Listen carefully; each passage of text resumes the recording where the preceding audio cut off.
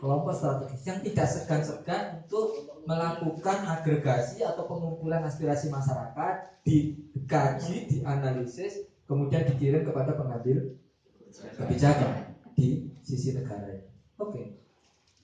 Oke. Sejauh ini clear? Ya. Oke. Nah. Oke. Negara secara sederhana di sekitar kita itu kalau dibagi ke dalam 3 kelompok besar, ada negara, ya, pelaksana mandat kekuasaan rakyat, ada masyarakat, ada pelaku ekonomi. Pelaku ekonomi itu pengusaha pemilik modal. Nah, lengkap di sini ya, masyarakat madani, masyarakat yang sudah berdaya. Ya, ini apa namanya? Ada namanya survei di negara-negara berkembang itu. Kenapa salah satu persoalan di negara berkembang itu kok sulit maju? Ya, salah satunya dengan pertanyaan seperti ini: kalau di masa liburan, Bapak Ibu menggunakan waktu liburan itu untuk apa? Nah, singkat kata, biasanya untuk apa? Berlibur, senang-senang, refreshing, tidur, kumpul keluarga, afeksi, lebih banyak kebutuhan kasih sayang.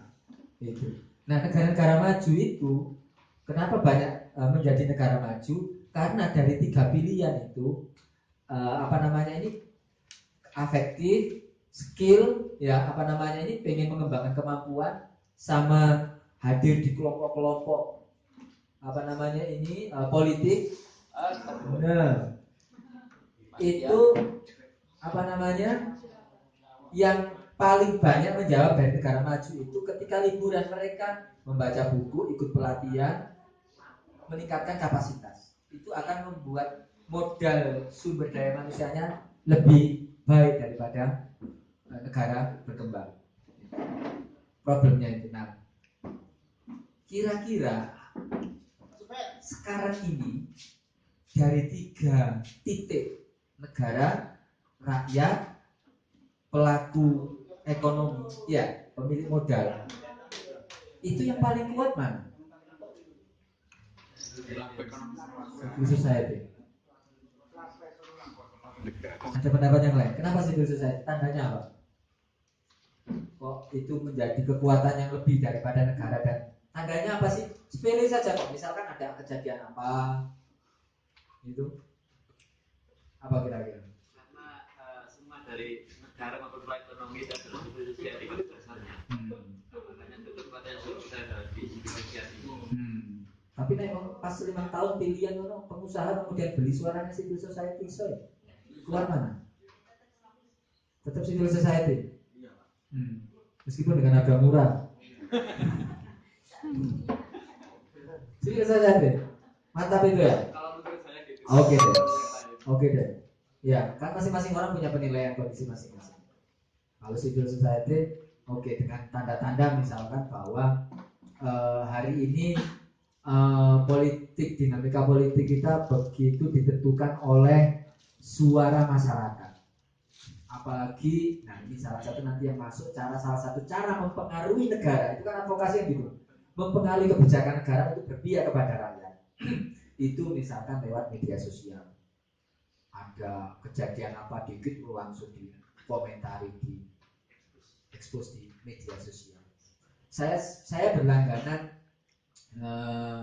www.change.org.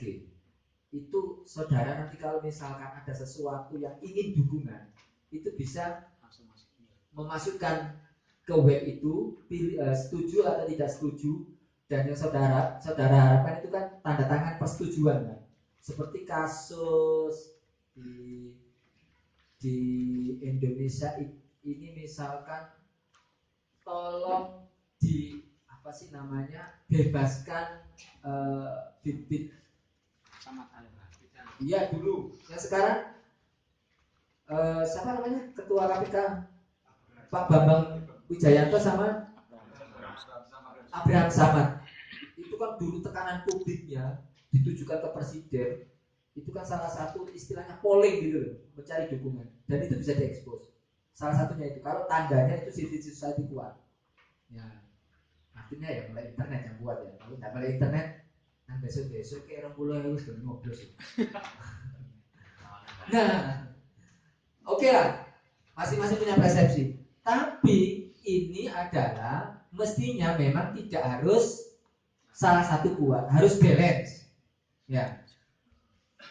Kehadiran LKAP ini dalam satu mekanisme advokasi adalah memperkuat civil society, di mana salah satu mukadimahnya ini misalkan pembukaan proklamasi pendiriannya ini ya untuk memperkuat keberdayaan masyarakat. Kenapa? Kalau tidak kuat, misalkan tidak imbang, gagal, maka akan terjadi ketimpangan gitu kan. Bahwa swasta lebih kuat dari masyarakat. Segala kebijakan dikendalikan oleh swasta.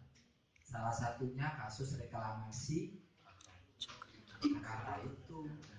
Ya, pengusaha nyuap negara, pemerintah untuk bisa mencari keuntungan. Nah, kegagalannya yang paling sadis itu seperti ini.